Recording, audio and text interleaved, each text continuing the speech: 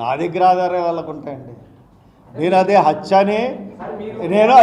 అని నమ్ముతున్నాను. మీరు ఫోరెన్సిక్ ల్యాబ్ని నమ్మరు, సిబిఐని నమ్మరు, దర్యాప్తు సంస్థలని నమ్మరు, దర్యాప్తుని ఇన్వెస్టిగేషన్ నమ్మరు అంటున్నారు కదా. మరి హర్ష్ కుమార్ దేన్ని నమ్ముతారో చూపించాను కదండి. నేను చూపిస్తున్నాను కదా. నేను ప్రతిదాన్ని రాతపూర్వకంగా మీకు పెట్టిన ప్రతిదీ మీకు పంపిస్తాను.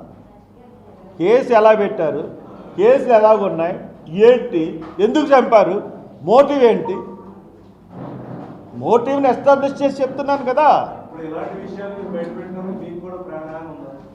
ఉండొచ్చు, బట్ ఇదంతా కూడా నేను రిటర్న్గా స్టేట్ గవర్నమెంట్కి ఇస్తాను. నేను స్టేట్ గవర్నమెంట్కి ఇస్తాను, సిబిఐకి ఇస్తాను, సిబిఐ ఇన్వెస్టిగేషన్కి. అండ్ దెన్ వాళ్ళిద్దరికి ఇవ్వడమే కాకుండా ఇంటర్నేషనల్ కోర్టులో కూడా దీనికి అక్కడి నుంచి కూడా కాపాడడానికి ప్రయత్నాలు చేస్తారు.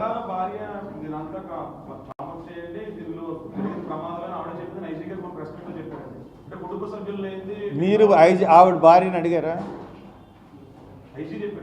ఐజీ చెప్తే ఐజీ చెప్పిన అన్ని అబద్ధాలే కదా. ఐజీ చెప్పినన్ని ఇప్పుడు ఇన్వెస్టిగేషన్ అంతా అబద్ధాలే కదా. ఐజీ చెప్పినవి ఎట్టి పరిస్థితుల్లో ఎవరికైనా ఉంది. నేను ఎస్పీకి పెట్టిన నో అబ్జెక్షన్, ఎవరన్నా పెట్టచ్చు. నో అబ్జెక్షన్ సర్టిఫికేట్ అదే పెట్టాను ఎస్పీకి.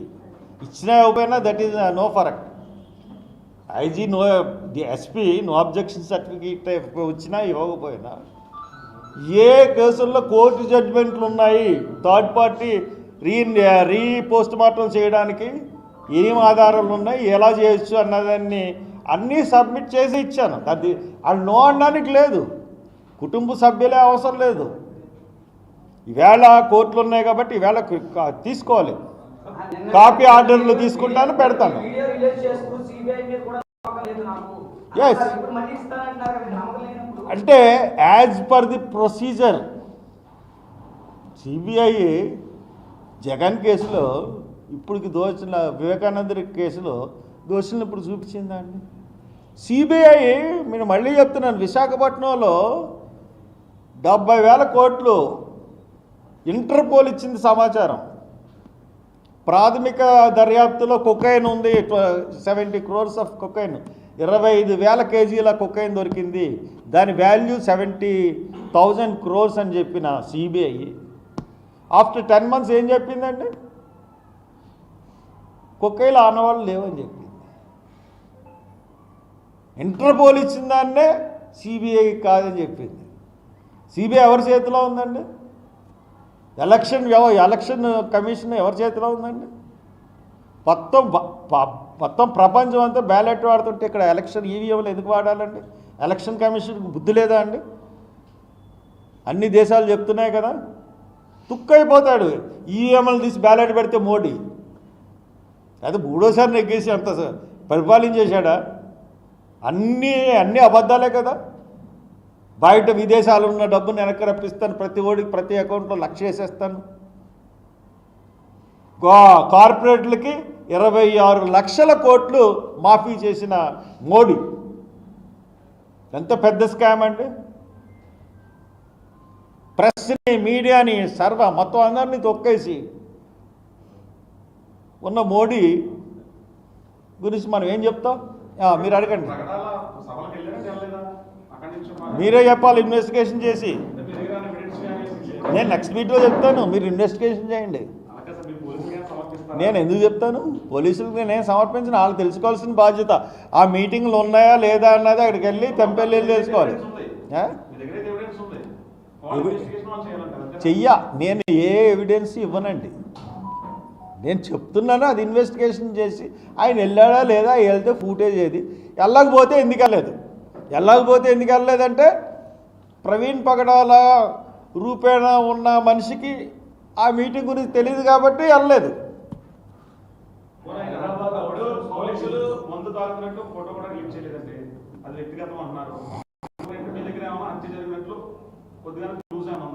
హత్య జరిగినట్టు ఎవరికి క్లూస్ ఉంటుందండి? హత్య జరిగినట్టు క్లూస్ ఉంటే ఇది హత్య అని నేనే రిపోర్ట్ ఇస్తాను కదా.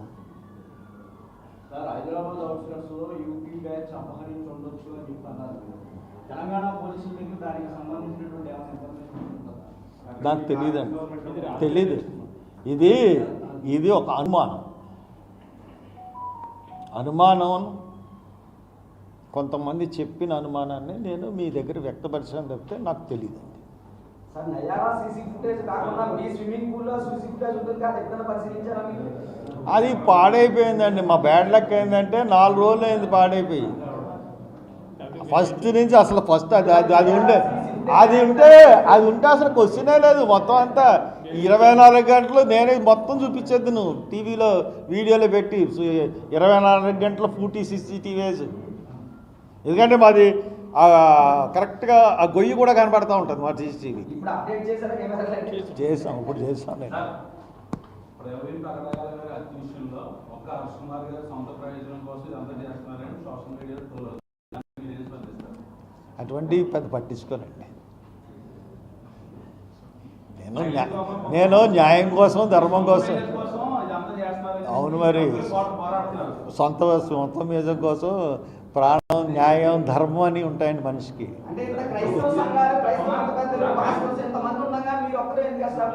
ఏమండి, ప్రతి వాళ్ళకి వాళ్ళ భయాలు ఉంటాయి. ప్రతి వాళ్ళకి వాళ్ళ భయాలు ఉంటాయి. ఆ రోజున కనిపించిన ఆవేశం మీరు చూశారు.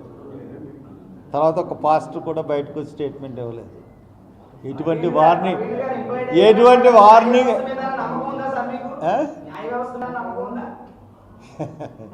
ఎన్ని కోట్లు దొరికినాయండి ఢిల్లీలో? జడ్జి ఇంట్లో ఎన్ని కోట్లు దొరికినాయి? జడ్జిని ఏం చేశారండి? మీరు అడిగిన దానికి మీ దగ్గర ఆన్సర్ ఉంది. ఇంక నేనేం చెప్పను. ఏమంటే ఎవరితో వాళ్ళు ఎవరో నాకు తెలియదండి. ఇంకోటి ఏంటంటే ప్రతి వాళ్ళని బెదిరిస్తున్నారు పాస్టర్లని.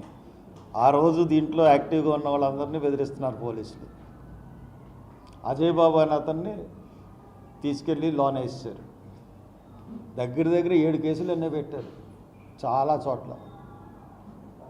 కాబట్టి ఇది ప్రొవోక్ చేస్తే ఎవరన్నా దీని మీద ప్రొవోక్ అయిపోయి రెచ్చిపోయారా? ఓన్లీ ఫేస్బుక్లో పోస్టులే కానీ ఇంకేమున్నాయి దీంట్లో? సో దట్ అందు గురించి నేను చెప్తున్నాను. కొంతమంది హిందూ మతాన్మాదులు చేసిన పని, RSSకి సంబంధించిన. ప్రవీణ్ పగడాల, ది సెన్సేషనల్ సబ్జెక్ట్ నౌ, మీ అందరికీ తెలుసు. నేను మొదటి నుంచి కూడా ఇది రోడ్ యాక్సిడెంట్ అవడానికి ఛాన్స్ లేదు. ఇప్పటికీ కూడా నేను ఛాలెంజ్ చేస్తున్నాను. నేను అదే బండి, అదే టైప్ ఆఫ్ బండితో నేను దాంట్లోకి వెళ్తాను. ఎలా చనిపోదాం చూద్దాం, పోలీసుల సమక్షంలో చేస్తాను అని ఇప్పటికీ ఆ మాటకు కట్టుబడి ఉన్నాను. అసలు ప్రవీణ్ పగడాలని ఎందుకు చంపవలసి వచ్చింది? రోడ్ యాక్సిడెంట్ కాదంటున్నారు హర్ష్ కుమార్ గారు. మీరు ఇది హత్య అని అనుకుంటున్నారు. అసలు హత్యకి మోటివ్ ఏంటి? మోటివ్ అనేది ఉంటుంది కదా. అసలు మోటివ్ లేకుండా ఇది హత్య కాదని చెప్తున్నారేంటి అలా అడుగుతాం. నేను చాలా క్లియర్గా ఇది హత్య కాదని ఎందుకంటున్నానంటే, పోలీసుల యొక్క ఇన్వెస్టిగేషన్ను ఫ్రమ్ ది బిగినింగ్, మొన్న ఐజీ ప్రెస్ మీట్ పెట్టేంతవరకు డిఐజీ పోస్ట్లో ఉన్న ఐజీ, ఆయన పేరేంటండి, అశోక్ కుమార్ ప్రెస్ మీట్ పెట్టేంతవరకు, mister Ashok Kumar press meet పెట్టేంతవరకు ఏంటి? Ashok Kumar is not IO, SP is not IO, not a investigations officer, but they are explaining the investigation. ఒకళ్ళు ఏమన్నా మర్చిపోతే ఇంకోళ్ళు జాగ్రత్తగా అందిస్తున్నారు. ఒక చోట చూడండి, బలహీనంగా ఉన్నాడు అని చెప్తున్నాడు ఎస్పీ. అదే ఈయన మళ్ళీ ప్రాంప్ట్ చేశారు. సరే వాళ్ళందరూ ప్రిపేర్ అయ్యి ప్రెస్ మీట్ పెట్టారు, దెర్ ఇస్ నో ప్రాబ్లం.